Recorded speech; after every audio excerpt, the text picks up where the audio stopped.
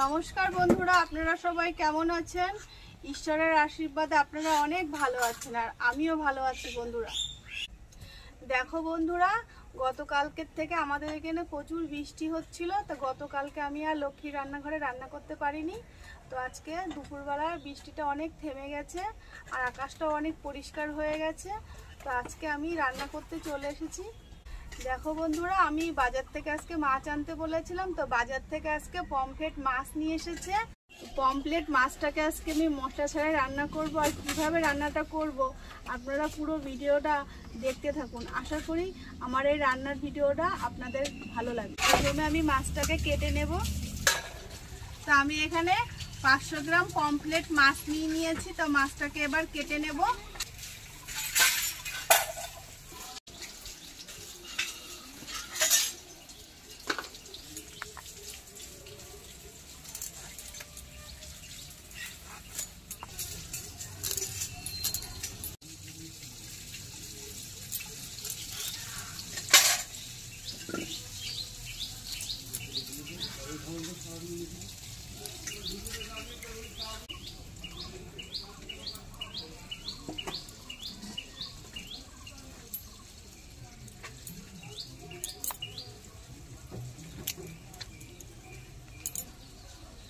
পমফ্রেটের মাছের গাগুলো অল্প অল্প করে চিড়ে দেবো, যাতে লবণ হলুদ ভালো করে ঢোকে আর খেতে ভালো লাগে।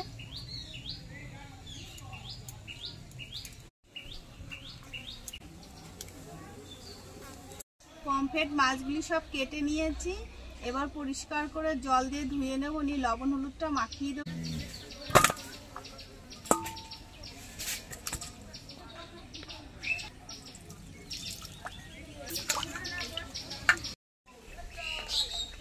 লবণ,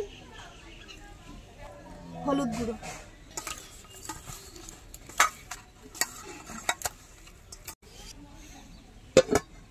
তো আর শুকনো লঙ্কাটা আমি শিলপাটায় বেটে নেব, নিয়ে উনুন ধরিয়ে রান্নাটা শুরু করে দেব।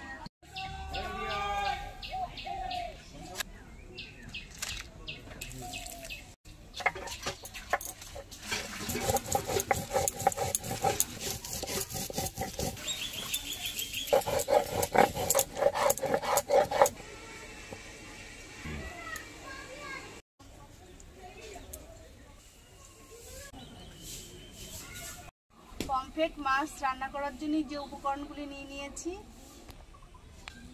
টমেটো কুচি, কালো জিরে, শুকনো লঙ্কা, হলুদ গুঁড়ো, লবণ, পোস্ত আর শুকনো লঙ্কা বাটা, ফেটানো টক দই আর সরিষার তেল। কড়াইতে সরিষার তেল দিয়ে দিচ্ছি।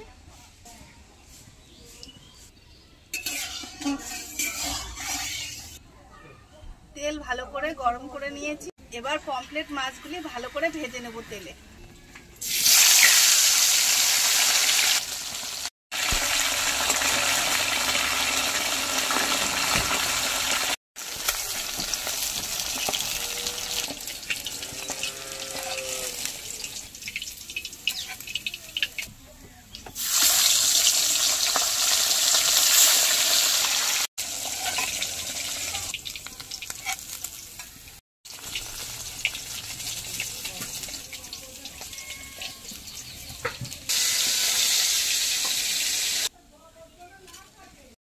তেলে আমি পমফ্রেট মাছগুলি ভেজে নিয়েছি। এবার তেলে ফোড়ন দিয়ে পমফ্রেট মাছগুলি রান্না করে নেব।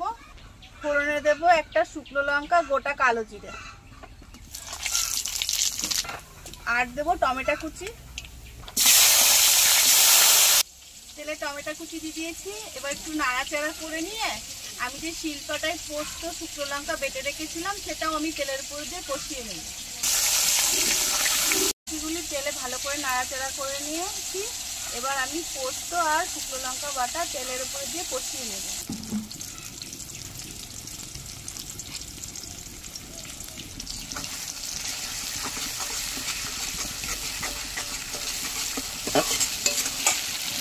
দিয়ে দেবো স্বাদ মতো লবণ আর দিয়ে দেবো হলুদ গুঁড়ো।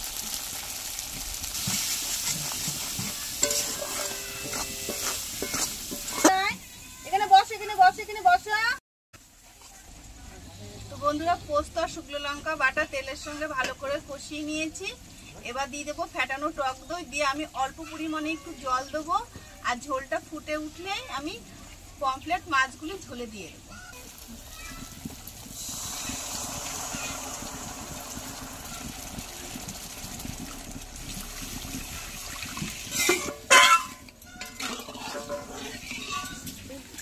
ঝোল ফুটতে শুরু করে দিয়েছে, এবার ভেজে রাখা পমফ্রেট মাছগুলি ঝোলের মধ্যে দিয়ে দেবো।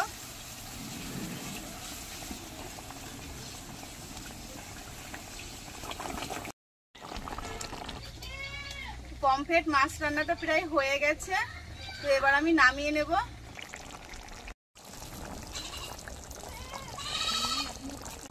মাছগুলি তো রান্না হয়ে গেছে, তো একবারে নামাতে গেলে মাছগুলি ভেঙে যাবে, তো আমি এক এক করে মাছগুলো থালায় নামিয়ে নেব।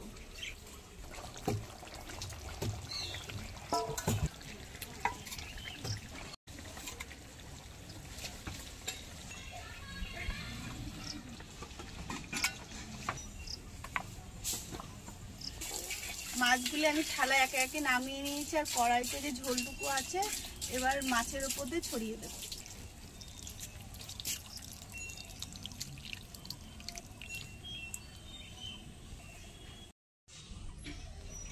বন্ধুরা, মশলা ছাড়াই আমি পমফ্রেট মাছগুলো রান্না করে ফেললাম। তো দুপুরবেলায় এরকম পমফ্রেট মাছ রান্না হলে গরম ভাত দিয়ে খেতে খুবই ভালো লাগে। তো এবার ভাত দিয়ে আমার ননদ খেয়ে দেখবে কেমন রান্নাটা করেছি আমি।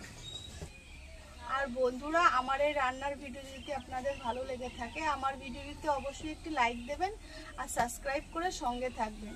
আর পাশে থাকা বেল আইকনটি অবশ্যই প্রেস করবেন, যাতে আমার নিত্য নতুন রান্নার ভিডিও সবার আগে আপনাদের কাছে পৌঁছে যায়। ভালো থাকবেন, সুস্থ থাকবেন, আর অবশ্যই লাইক কমেন্ট শেয়ার করবেন।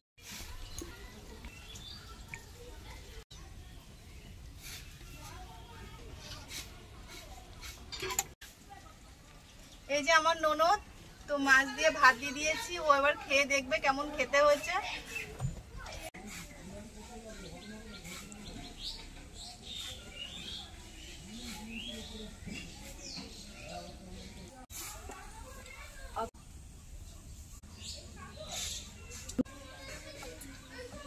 দিয়া, পমফ্রেট মাছ রান্নাটা ভালো লাগছে খেতে? খুব সুন্দর লাগছে বৌদি খেতে মাছ রান্নাটা। তো তোমরাও বাড়িতে আমার বৌদির মতো রান্না করে দেখবেন, ভাত দিয়ে খেতে খুবই ভালো লাগে এই মাছ রান্নাটা।